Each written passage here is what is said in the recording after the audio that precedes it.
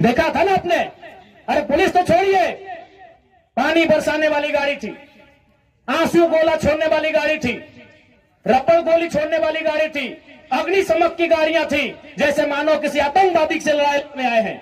इतने बेशरम, इतने निर्लज्ज हो चुकी है आज यह सिस्टम। ऐसा टीम बनाकर आई थी जैसे मानो वो रैयतों से नहीं बल्कि किसी आतंकवादियों से मुकाबला करने आए हैं। क्या हाल होगा आपको सोच के देखिए।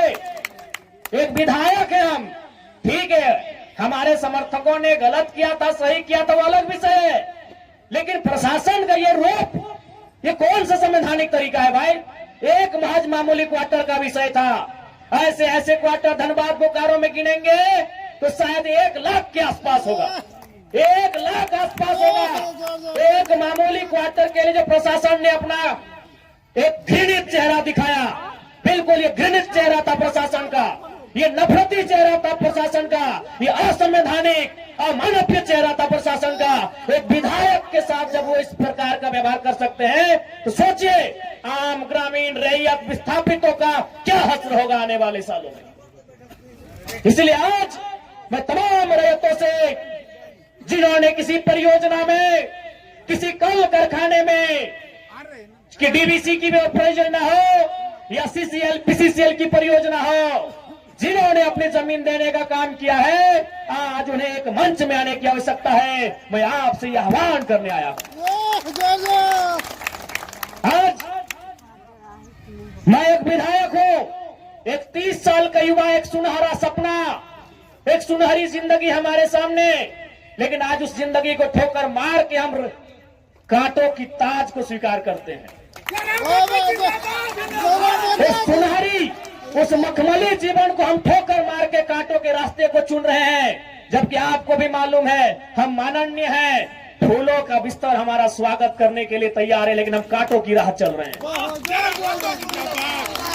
आज प्रत्येक दिन दर्जनों ठेकेदारों का फोन आता है, बैठेंगे विधायक जी, दर्जनों वीआईपी लोगों का फोन आता है, 2 मिनट बैठिए विधायक जी, और आपको भी मालूम है उनके साथ बैठेंगे तो क्या डील होगा, आपको भी मालूम है। करोड़ों में ना सही लाखों में तो डील जरूर होगा। यानी एक मखमली बिस्तर को हम ठोकर मार के कांटों के साथ चल रहे हैं। किसके लिए? झारखंड के वंचित आवाम के लिए हम चल रहे हैं। आज क्या कमी होगी, एक माननीय को क्या कमी हो सकती है भाई।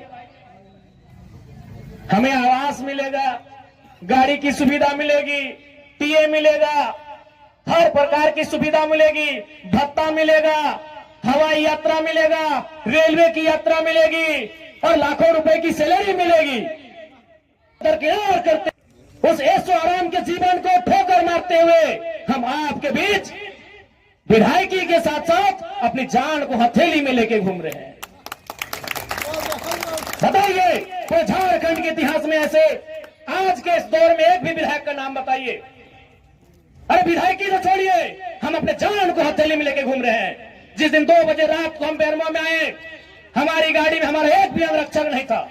वे लोग सोच चुके थे, हमने कहा कोई दिक्कत नहीं है। हमने केवल ड्राइवर को फोन किया, वो भी अपने ससुराल में थे, क्योंकि आपको भी मालूम है मेरे घर में इतना जगह नहीं है कि हम 4 लोगों को ठहरने के लिए बोल सके। बगल में हमारे एक मित्र का घर है, वहीं रात रहने के लिए हम जाते हैं, वो विधायक है। हमने तुरंत कहा कि अगर हम अपने अंगरक्षक को लेने के लिए जाएंगे तो शायद 10 से 15 मिनट का लेट होगा, उतना देर में हम कम से कम डुबरी की दूरी पार कर जाएंगे।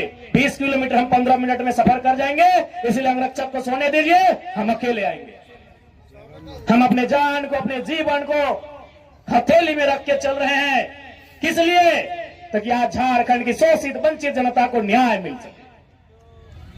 तो आप इतना तो कर सकते हैं, एक 30 साल का लड़का अपने आराम के जीवन को छोड़कर, ऐसो आराम को छोड़कर आज आपके लिए कांटों के रास्ते में चलने के लिए तैयार है। आप कम से कम ये जो 15, 16, 50, 60 समितियां बना के रखे हैं विस्थापन के नाम में, क्या एक नहीं कर सकते हैं? आप जिस दिन एक करेंगे इनको यहां से उखाड़ के फेंक देंगे। अब कीजिए। आज बीएसएल में भी हम जाते हैं, वहां 52 समितियां हैं। विस्थापन मोर्चा, विस्थापन क्रांतिकारी मोर्चा, विस्थापन उल गुलान मोर्चा, तो विस्थापन इनकलाब मोर्चा, 52 से 50 समितियां हैं। आप अपने आप को एक कीजिए, आज अपने निजी स्वार्थ का त्याग कीजिए, आज अपने मन के मतभेद को त्याग कीजिए, क्योंकि आज अगर नहीं संभले तो याद रखिएगा आने वाले 20 सालों में, अरे आज तो कम से कम आपके हिस्से की बात कोई कर पा रहा है, आपकी हक की बात कोई बोल पा रहा है, आने वाले दिन अगर बोलेंगे ना तो शायद आपकी जबान काट ली जाएगी, बिल्कुल काट ली जाएगी। ये कौन सा रूप था? आप ही बताइए, कौन सा रूप था प्रशासन का? आज हो सके आज भी मेरी बातों को कुछ लोग तोड़ मोड़ के प्रस्तुत करेंगे कि विधायक के बोल सुनिए। अरे उनको नहीं मालूम है विस्थापन का दर्द क्या होता है। अगर वे विस्थापन को अध्ययन कर लेते तो शायद ये बोली बोलने का अवसर नहीं देखते। इसलिए आज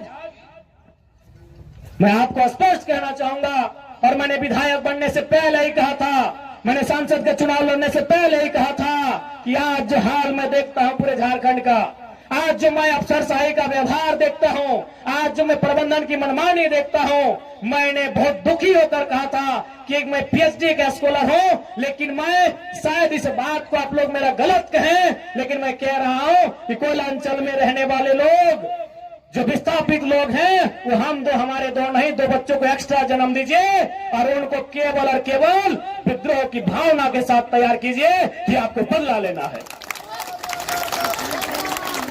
बिल्कुल इस मेरी बात से बहुत सारे लोगों को आपत्ति होगी कि माननीय कैसा बोल रहे हैं, लेकिन उनको क्या मालूम कि जिस जमीन को हमारे बाप दादा ने 1970 में दिया है, हमारे बाबूजी मर गए, लेकिन आप भी जवान बेटा वो बुढ़ापे की ओर चला गया है, लेकिन इंसाफ नहीं मिल पाया है।